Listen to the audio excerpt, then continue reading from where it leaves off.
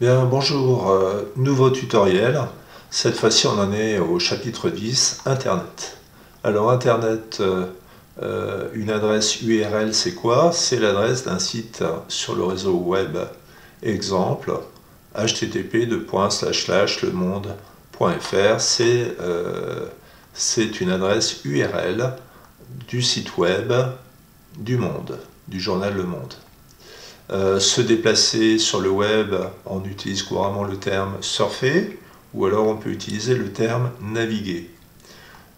Et se fait à l'aide d'un logiciel appelé navigateur justement. Donc naviguer et navigateur, c'est assez facile à souvenir. Navigateur. Le navigateur, on l'a déjà vu dans un cours précédent, permet de se connecter au réseau internet et de lire les pages web. Comme navigateur, tu te souviens, il y avait quoi par exemple? Il y avait Google Chrome par exemple, il y avait Opera et bien d'autres.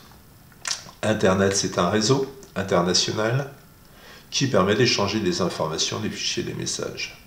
Le web constitue une partie d'Internet. Le web n'est pas tout Internet, ce n'est qu'une partie d'Internet. Par abus de langage, on dit tu te connectes sur Internet, mais tu te connectes la plupart du temps sur le web. C'est l'ensemble des sites consultables à l'aide d'un navigateur, c'est tout. 3W, souvent on l'a dans les adresses, c'est World Wide Web. C'est le monde large et la toile d'araignée. C'est pour dire que la connexion à Internet, ça ressemble un petit peu à une toile d'araignée. Quand on a une branche, un fil qui est coupé, l'araignée peut aussi se déplacer sur ses autres fils. Et bien Internet, c'est pareil, on ne peut pas le couper. L'adresse d'un site se tape dans la barre d'adresse à l'aide du clavier. Et dans la barre de recherche, c'est là où on va placer ces mots-clés pour faire une recherche. Donc dans une adresse URL, il n'y a ni accent, ni espace, puisque à la base, tout est américain. Alors, la communication sur Internet. Alors, on utilise pour communiquer sur Internet soit le courrier électronique, soit les réseaux sociaux, comme Facebook, Snapchat, TalkTalk, etc.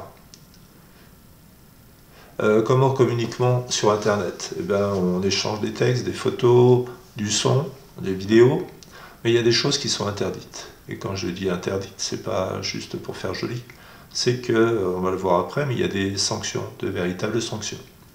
Les injures sont le prof de est un, l'élève est un, ça c'est interdit. La diffamation, on n'a pas le droit d'affirmer quelque chose sans preuve. Les messages contraires à la décence, ta mère est une... Bon. L'atteinte à la vie privée, appeler tous les soirs le prof à tel numéro de téléphone. L'incitation à la haine raciale, c'est un sale voleur de breton, etc., etc. Tout ça, c'est interdit. Tu dois aussi respecter le droit à l'image. Alors, le droit à l'image, c'est quoi? C'est lorsque tu diffuses la photo d'une personne sur Internet, tu dois avant leur demander leur autorisation.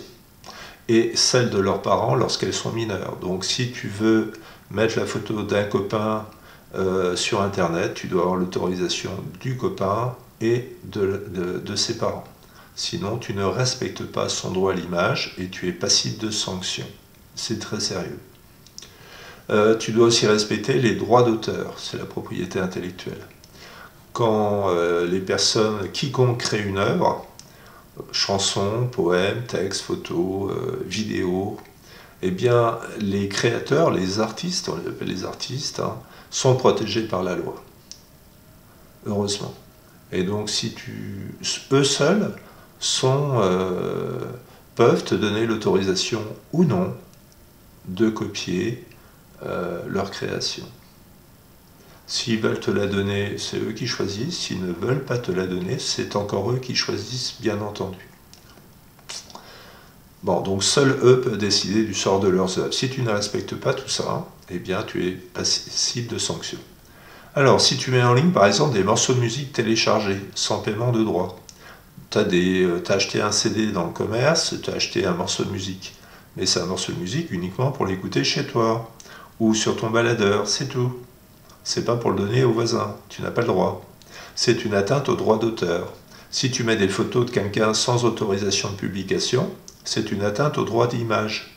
Les parents de ton copain peuvent aller jusqu'à porter plainte. Et à ce moment-là, tes parents auront une amende sérieuse. Donc voilà, si tu mets en ligne des propos du style, c'est une... bon, ce que tu veux, ce sont des sanctions qui sont prévues par la loi.